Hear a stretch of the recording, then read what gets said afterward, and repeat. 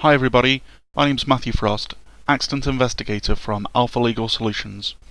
Now, as many of you probably know, I help personal injury lawyers to win more cases and get better settlements for clients. Now, a number of my clients have recently told me that they'd like to become self-sufficient and start to use their own website or blog in order to drive more business to their law firm. But many of them are not really sure the best way to go about doing this. So I decided to ask Danny Iny, an expert in blog writing and a good friend of mine, to do an interview with me in which he can offer practical advice on how you guys can start using your blog to win more business. Now, there's a lot of fantastic information in the video, so it'd be a good idea to take notes. So if you don't already have a pen and paper to hand, you might want to pause the video now to go and get some. Okay, if everybody's comfortable, we'll dive right in. So that's why we're doing it. So first of all, Danny, I think it'd just be great if you could tell everybody a little bit about who you are. Sure. I'd be happy to. First of all, thank you very much for giving me the opportunity well, first of all, to just do this interview, to share some ideas with your audience. I appreciate that opportunity. And hopefully this will be valuable for everyone who's watching. I'm going to do my best to make it that way. Thank you. The really 60-second overview of who I am. I've been an entrepreneur for, I like to say, longer than my adult life. I quit school when I was 15 to start my first business. Most recently, the marketing and strategy consultancy that I developed under the banner of Firepole Marketing. Over the last year and a half or so, you can find the details at firepolemarketing.com. It's a marketing blog. We get tens of thousands of readers a month now. Make an income through a combination of one-on-one coaching and consulting services, the occasional marketing campaign management, and a lot of marketing education through a variety of training programs that we offer.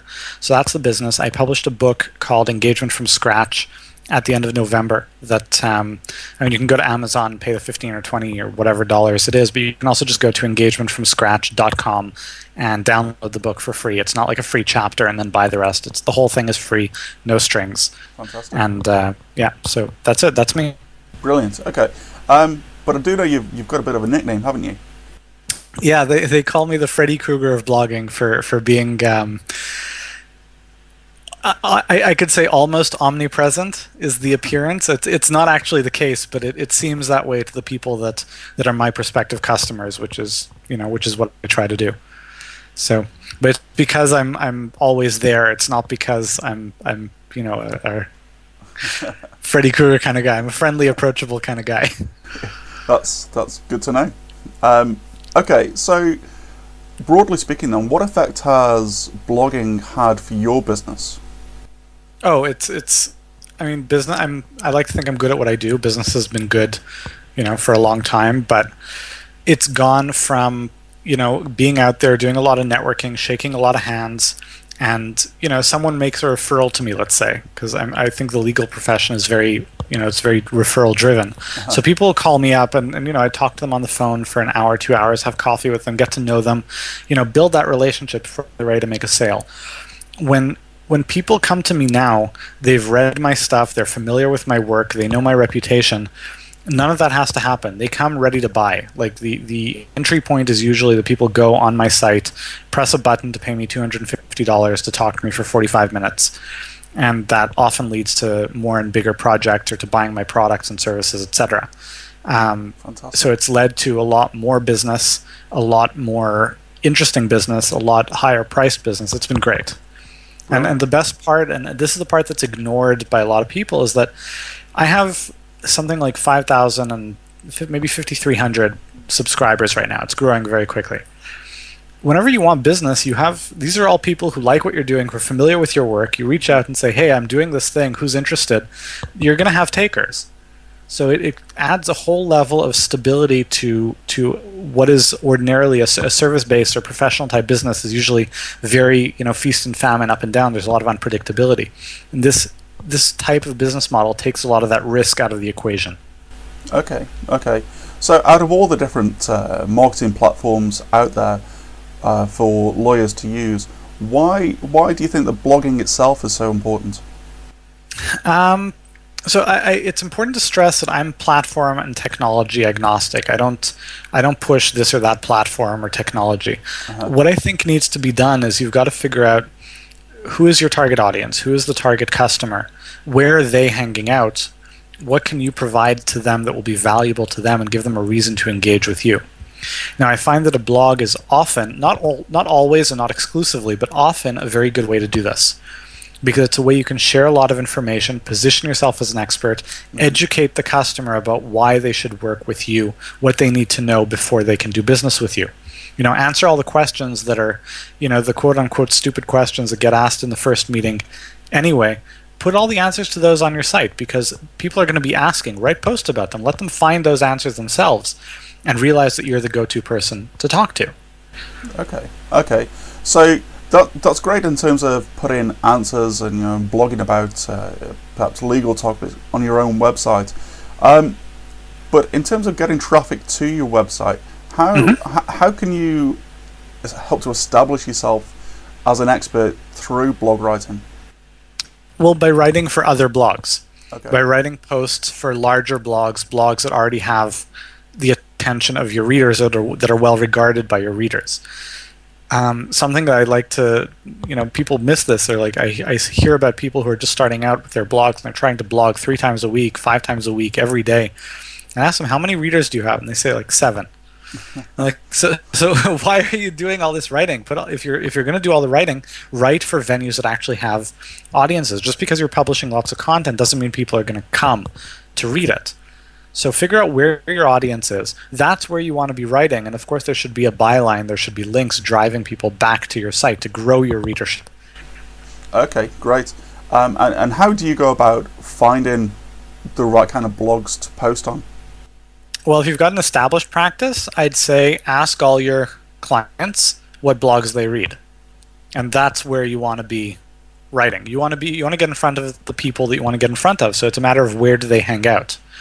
You want to be writing there, and you want to be writing possibly for other sites that they may not be on, but they know of and that are well regarded, because that builds your credibility, your authority. Your readers might not read the Wall Street Journal, but if you can get a post published there and you can say you've written for the Wall Street Journal, that will do something for your credibility. Yeah. For example, or the Huffington Post or Newsweek or whatever the appropriate venue would be for your audience. Sure. Okay. All right, so say you've identified an ideal blog or journal or newspaper or something like that you want to put an article on. Now, a lot of these sites, particularly if it is a newspaper or journal, these are going to be high authority sites. And obviously, to them, you're a bit of a nobody. So how do you get your foot in the door? How do you get them to even agree to have you write something for them? Well, you have to recognize, people look at it the wrong way. They see it as, I'm this nobody, why should they trust me or give me a chance? But look at it from the perspective of the blog or site owner. Their business is content. They have to put out content in very large volumes. That's what keeps their business going. So they're constantly looking for good content. So they don't care if you're a nobody or not. They just care if the content is good. You have to be able to say, I know who your readers are. I know what they want. I can write something they're going to love. This is what it is. This is why you should believe me. Do you want the post or not? Now, there's a way to structure that approach, and it's going to work a little bit differently with newspapers than with larger blogs because of the internal governance and how things kind of filter through that process. Many larger sites are going to have submission guidelines posted there. They'll tell you what they're looking for. And then, if not, you can just approach them with an email. Either way, it's a matter of making that initial pitch as compelling as possible. So look at what's already performed very well, what's gotten tons of comments, tons of clicks, tons of traffic. Deconstruct what has done that, and there's a methodology to doing that. I actually teach all of this if you go to writelikefreddy.com, I've got a training program that teaches how to do all this in great detail. Great. But deconstruct what has worked well and then replicate it. Okay. Yep, that makes sense. So when you found somewhere that you want to write, and say now that you've had somebody agree to let you write for them, or even when it comes to writing for your own website, where do you get your inspiration from in order to keep writing blog posts? It's from the readers. There's this misconception that it's kind of like being an artist, where you get in front of a canvas and wait for inspiration to strike, and then you start, painting until it looks beautiful. That's not it. Think of it like this. It's a lot more like a profession. When someone comes to you as a lawyer, do you say, okay, sit down, don't talk, let me tell you what legal awesomeness you need? No, you listen to what is their problem, and then you advise them as is appropriate to their situation. Uh-huh. So think about these readers. Think about what are their challenges. What do they need help with? How can you best help them? What information can you convey? And how can you do it in a way that's going to be most valuable and useful for them? And then do it. Okay. It's not about you. It's about the reader. Okay. So then you've got an idea for a blog post. How do you go about structuring it? Have you got a certain way which allows you to quickly write blog posts and so on? Absolutely. How I'll do you go start about it? with the headline, which is what's going to grab their attention. The headline is the single most important determinant of whether they will read the article or not. Okay. So you write a headline. Again, pattern it after what has already worked well on the site you're looking to write for, whether that's your site or somebody else's. So you've got your headline, you've got your topic because you know what they need. You're going to open with a hook. The hook is the first few paragraphs. It's what's meant to grab their attention, to hook them, hence the name. And in the hook, don't get creative. Don't write about your solution or your ideas or their problem. You write about the symptoms of the problem. You either describe in vivid detail the pain they're currently experiencing or the pleasure that they want to experience but aren't. And if you describe the pain, you say it doesn't have to be this way, ... If you describe the pleasure, you say here's how to have it, ... That's your hook. And that'll get them interested.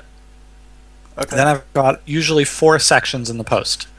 I've got the problem, which is what is preventing the pleasure or causing the pain.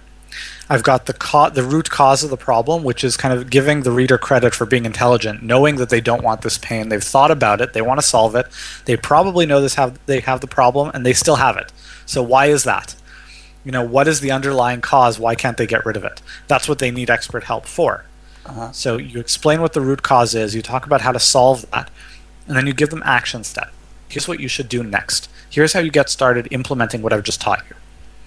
It's that simple, and it's a format that doesn't constrain you creatively. It just allows you to channel your creative energies into creating something truly valuable for the reader. Uh-huh. It's a very flexible format, and it results in a very valuable post. And what this does, in addition to making the posts better, is it takes a lot of the guesswork of where should I go with this out of the process. And that allows you to write a lot more quickly because all your energy is actually focused on doing stuff that matters. Yeah. Okay, fantastic. Now, one thing that you said right at the start of that structure was about the headline. And you basically said, that was, I suppose, key to getting anybody to Absolutely. actually read it. So how do people come up with a good headline? What makes a good headline? There are a lot of different frameworks you can look at. What I would recommend, here are the 2 simple guidelines. First is, this is from Sean D'Souza, who blogs or writes at psychotactics.com. And he'll recommend 3 questions to evaluate a headline. The first is that it should be problem-based and not solution-based, so writing about the problem, not about the solution. It should be question-based and not answer-based. And it should evoke curiosity. It should make them wonder. Now, you're not going to hit all 3 of these, but you want to hit at least 1 or 2. Okay. That's your first kind of easy checklist of, does this headline work? Now, the second thing you want to do is look at what has already worked on the site. Look at those most popular posts. Make a list of the 10 most popular posts. Do some quick research on the site. You'll probably find that at least half of them follow the same pattern. So a pattern might be number of something about something. Or it might be what something can teach you about something. Or it might be careful about something. Or whatever that pattern will be, you will see patterns. And it doesn't have to be guesswork. These are patterns that work well with the audience. So use one of those patterns and just plug in your content of what you're writing about. Okay. Yeah, that makes sense. Brilliant. By the way, I'll give you an example. I'm working This is just, it's very topical because this happened like 3 days ago. Okay. I'm working, I'm releasing a new manifesto at the end of May. And it's going to be, it's going to be huge. I'm very excited about it. And I'm working with a publicist to help spread the word. And so they're looking for all these article ideas they can pitch to larger outlets like Forbes and Inc. and that kind of stuff. Mm-hmm. And so I had to come up with like 20 or 30 different headlines, a bunch for each one. What I did, literally, I opened up their site, I looked at the patterns, and I said, okay, they have an existing which is, what small businesses need to know about this. So I create a headline, what small businesses need to know about naked marketing, for example. And just see what headlines, what patterns work for them, and then just spin those patterns to work for whatever you want to talk about. Okay, yeah, that's sound advice. Brilliant, thank you. Okay, now one thing which lawyers do tend to struggle with, and they probably won't thank me for saying this, but quite often they tend to speak in legal jargon, and they would perhaps struggle sometimes to engage with the audience on their level. Are there any tips that you can give people to... Yep, for sure. And it's, by the way, it's not just lawyers. It's anyone who's been through any kind of higher education, has been trained to write like an encyclopedia, which is terrible. And here's what I say. Pretend you're having a drink with a friend. This is a good friend, a casual friend, not a work acquaintance. It's like, you're hanging out. You've already had a beer. You're not like in your legalese mode.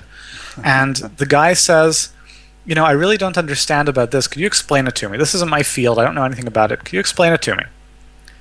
Write how you would explain it to that person. Barring that, write how you would explain it if you had to go into kind of guest speak in a second grade class. The kid there asked you, how does this work? Write like it's this class. Write like you're talking to a 5-year-old. Write like you're talking to someone. Imagine a friend of yours who is the furthest possible removed that you can be from the legal field. Everyone has a friend like that. It's the artsy yoga teaching, and no disrespect to people who are artsy and teach yoga and all that kind of stuff, but this is not their expertise, right? Someone who knows nothing about the law, it's not their field at all. It's you just say legalese words and it freaks them out. Think about that person. Write like you're writing for that person. And I suppose it also helps then as well if you get somebody like that then to read through your blog post first before you publish it to see if they understand it. Absolutely. Okay, great. Now, so once you've actually you've got the structure of your blog post and you know what you're going to write about, is there anything that you can do to help directly engage with people, to encourage people to actually respond to it or leave comments on the blog? Sure. Or get in touch? So I'll give you the simple tactical answer, and I'll give you the higher level strategic answer. The simple tactical answer is ask a question at the end of your post and encourage them to answer it in the comments. And make it a question that's easy to answer. So, I wrote one of the first guest posts I wrote, it was for Copyblogger, which is a major blog in my industry. It was a list of books, of business books that I recommend bloggers read if they're looking to expand their business knowledge. And at the end of this post, I said, do you have a favorite book that you'd like to see added to the list? Leave a comment and let me know. That's very easy because writing the answer, writing the name of a book takes 3 seconds, and everyone has a favorite book. Sure. If I had said, what's your favorite business and marketing strategy? Please explain it in detail in the comments, I would have gotten dramatically less. Yeah. So ask a question, try at the end of your post to kind of pivot to how can they engage and interact, and ask them to do so. Make it easy and just, be explicit, ask them. Now that's the very tactical answer. The more strategic answer is, it requires a bit of a discussion about what is engagement. Engagement is a word that is thrown around left and right, and it's one of those things that, everyone says that nobody really knows what they're talking about. Engagement is a function of 2 things. One is commitment, and one is reward. Engagement is a function of a recurring, escalating cycle of commitment and reward. So you give people an opportunity to make a small commitment. For example, they put a bit of their time into reading your post. You reward them with better information and insight than that time is worth to them. So you've brought your relationship up a level. And then you give them an opportunity to make a further commitment and reward them further. And it's always, you never ask for something that's unreasonable given the relationship, but you ask for something that's kind of at the edge to kind of push things a little higher. It's like going in for the kiss at the end of a first date. If it was a disastrous first date, you don't do it.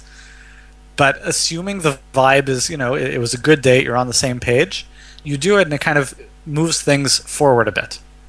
So that's what you want to be doing. It's not about a single blog post, it's about a constant cycle of commitment and reward. So invite people to share your stuff. Invite people to email you with questions and then give them a better answer than they anticipated. Keep on escalating that process, because you're basically training them to say, look, it's good to make a commitment with this guy because he's good at what he does, he's nice, he's friendly. I always come out of the experience very happy.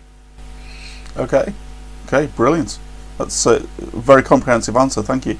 Okay, so then once we've got the blog actually written, posted, how do you go about publishing it? How do you go about spreading the word? Do you use any other form of social media to advertise it?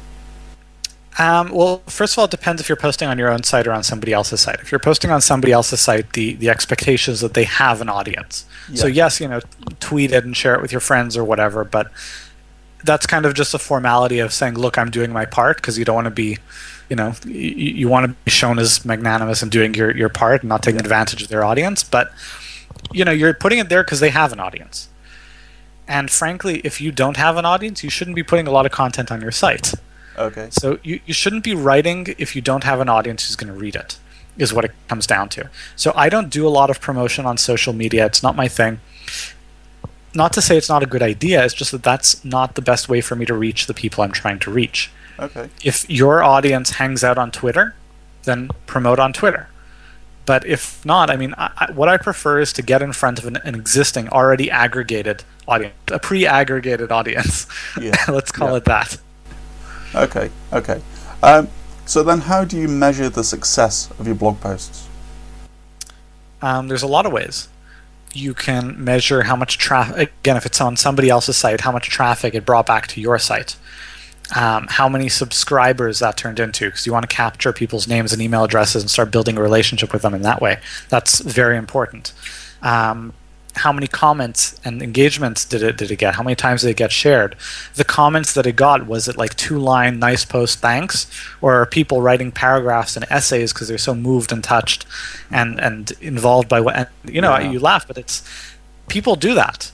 If you write an awesome post that really touches someone, that really solves a problem they have, they will leave you long, deep, heartfelt comments. Okay. You can really have a discussion. Yeah, thinking about it, when I've had a look at some of the comments on your own blog, the page just goes on and on and on. Mm-hmm. Quite a lot of the comments which you seem to have got do seem to be really quite detailed. Because people are sharing because, it really becomes a conversation. And, Marcus Sheridan, he's a friend of mine. He blogs at thesaleslion.com. It's a great blog. He wrote a post commenting on this phenomenon. He's like, one of his more popular posts, he wrote it, and it was a longish post, so maybe 1,500 words. And then over the course of 3 days, the volume of the comments added up to, I forget what the number was, but something like 30,000 words. Wow. Over 2-3 days. Basically, it's the equivalent of a short book. Yeah. That was assembled in these discussions and these conversations. And by the way, that's a fantastic way of getting inside the head of what do your customers want and need and what's on their mind. It's just having this public conversation that anyone can jump into. So that's a great way to judge the results. But I don't recommend that anyone blog just for the hell of, blogging is good, go blog. Yeah. You have business objectives. I don't blog for personal reasons. I blog as part of how I grow my business. It's a strategic thing. Uh-huh. So think about what your objectives are. Figure out what the best way to achieve them might be. And often that could be blogging. But, I'm assuming when I say you're blogging, I'm assuming you've already done that link between my objectives on the one hand and blogging on the other. You see the connection. Yeah. So how do you measure success? Well, by how well it helps you achieve those objectives. Okay. Yep. Sure. Makes perfect sense. Okay. So if lawyers were to go away now and do one thing to improve either their blog writing or to improve their ability to engage with the general public, what would you suggest that they take away from this interview? Oh, easy. Go to writelikefreddy.com, click on the Order Now button. No, I'm kidding. What I would recommend really is, people get all flustered and kind of starstruck by all the terminology and technology available in social media, tweets and traffic and PPC and Facebook and Pinterest and whatever. Uh-huh. And they forget that we're talking about people. There's a business school expression that when you're doing cases, there's no such thing as a right answer. There's only a plausible answer. You have to be able to construct a plausible story for how someone that you're actually trying to reach, a real person that is your target customer, how they will discover your work, find enough value in it to want to engage with you in a meaningful way. So forget about all the terminology, forget about all the technology. Remember that you're talking about real people with real problems, and at the end of the day, you've got to give them something valuable enough to justify their time, and you've got to deliver it in a time, place, and method that makes it practical for them to actually find it. Fantastic. Okay, just to sort of wrap things up then, I mean, I know that you mentioned the Write Like Freddy program. I'm sure there's going to be plenty of people now which have listened to the things which you've said and hopefully will think this is fantastic stuff and can really help them. If they want to get more info and more advice from you, how do they get in touch with you, and what kind of steps can they take? Sure. To use you? Well, the first step I would recommend to anyone is go to engagementfromscratch.com and download my book. It's 240 pages. There are perspectives there from 30 of the world's most successful audience builders on. I basically posed the question, if you had to start building an audience from scratch, what would you do? And the answers are fantastic. It's a great book, and I can say that without appearing arrogant because I really only wrote about 10% of it. But really, it's a great book, and the whole thing's available for free. So engagementfromscratch.com, just click on the download link, download the book. And if you want to reach out further to that, yes, there's stuff. Go to Firepole Marketing and look around. You can buy my course, writelikefreddy.com. There's lots of stuff, but I don't want people to be confused and go in all directions and end up nowhere. Yeah. Start with the book, download the book. That'll be a great exposure to both how to do a lot of the things I talked about at a strategic level, and what else I have to offer, and start with that. Fantastic. Okay, well, all that remains for me to say then, Danny, is thank you very much for taking the time to come and have a chat with me. I think a lot of the stuff which you've just said is absolutely perfect for lawyers, and it's a great help to myself. And as I said before, I've taken great inspiration from seeing what you've done, and a lot of the advice which you've given me has really been beneficial. So thank you very much, and thank you for agreeing to do the interview. It's absolutely my pleasure. Thank you for having me. Thank you for giving me an opportunity to share these ideas with some of your readers. And by the way, if anyone who's watching this has any follow-up questions, download my book. You'll get an email saying, here's the link. If you want to ask me a question, just reply to that email. It goes straight to my inbox. I don't have VAs in India or whatever. It goes to it all forwards to my Gmail account. So just reach out. I'm very happy to interact, to engage, and to show you that if you choose to make a small commitment, you will be greatly rewarded for doing so. Brilliant. Thank you very much, Danny. It's been a pleasure talking to you, and all the best with your business. Thank you. Okay, that's the end of the video. Thanks very much for watching. Just one last reminder before you go, that if you do want to get the book that Danny was talking about called Engagement from Scratch, you can download it for free by heading over to www.engagementfromscratch.com. Thanks again for watching. I look forward to seeing you all soon.